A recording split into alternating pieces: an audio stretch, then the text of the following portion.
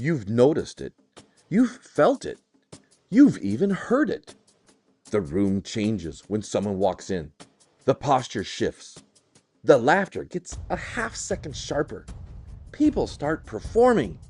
Not always with words. Sometimes it's just the angle of the chin, the speed of the reply, the little glance that says, "I'm above this," even while they're dying to be seen. And if you're honest, you've played it too. I've played it. Everyone has. And here's the dirty secret.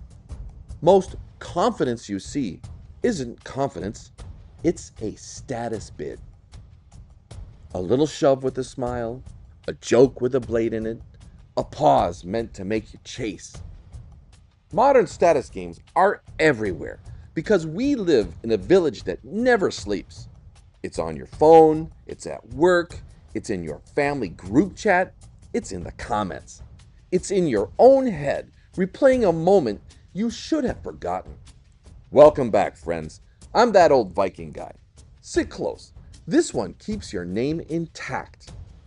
I'm not here to sell you a fantasy of the Old North.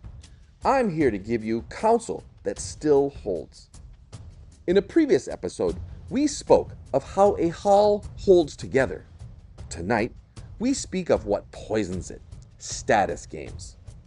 I'm not here to preach. I'm here to warn you, like an old man by the hearth who's watched 100 halls turn sour. Odin doesn't teach you to win the way the internet means it. He teaches you not to get played. Because the man who can't see the game becomes the game. And the first lesson comes before you even enter the hall. I'll give you one stanza from the Havamal, Odin's Counsel. Then I'll give it to you again, because men forget when they want to be liked. At every doorway, before you enter, you should look around.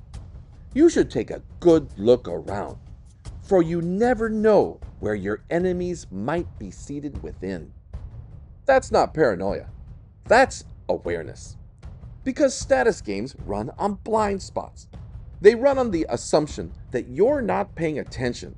So you walk into the room and start handing away your dignity for free. You talk too much. You prove yourself. You start auditioning to belong.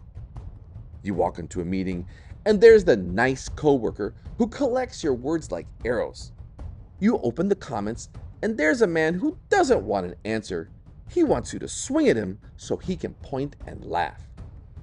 You check the family group chat and someone tosses in a joke that's really a test. Are you above them or beneath them? Odin says, look around first. Read the weather. Who's hosting? Who's hunting? Who's trying to make you dance? Who's trying to make you speak too fast so they can steer you? At every doorway, before you enter, look around.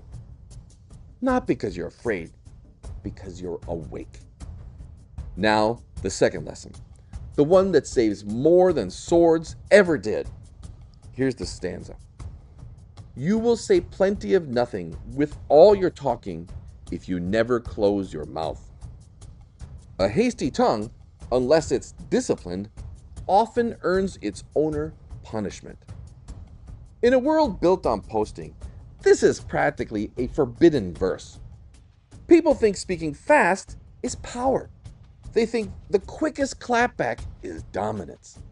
They think being seen responding is the same as being strong. But Odin says an undisciplined mouth is a leash someone else can yank.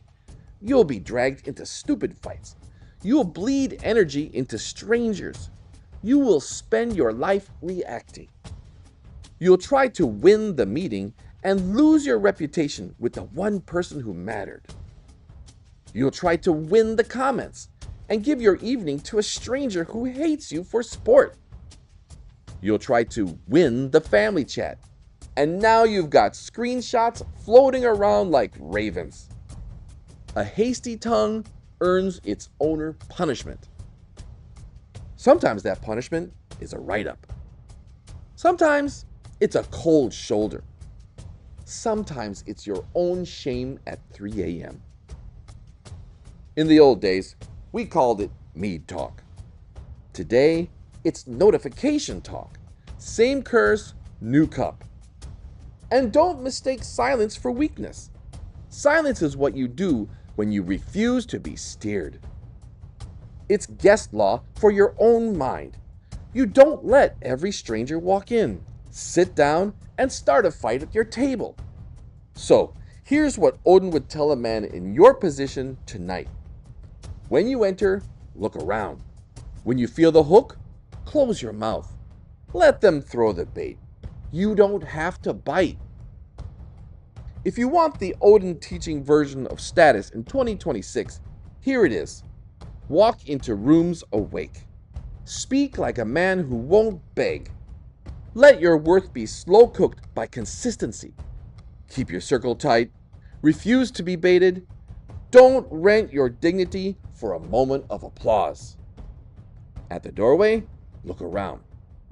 With your tongue, hold the line.